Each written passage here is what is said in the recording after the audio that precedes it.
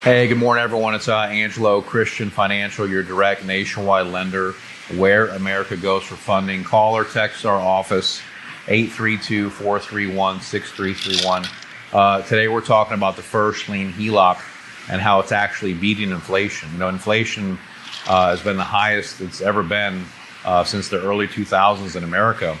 And a lot of people are scared or worried to invest in real estate, get a mortgage, buy a house, whatever. And so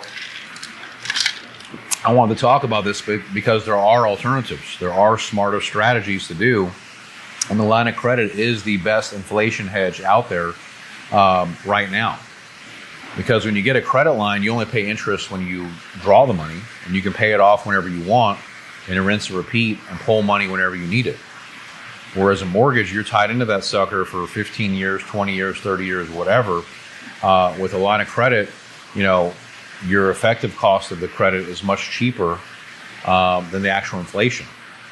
So it makes a lot of sense if you guys are out there to replace your mortgage, get rid of it with a credit line. You can do this on primary residence, investment property, secondary home.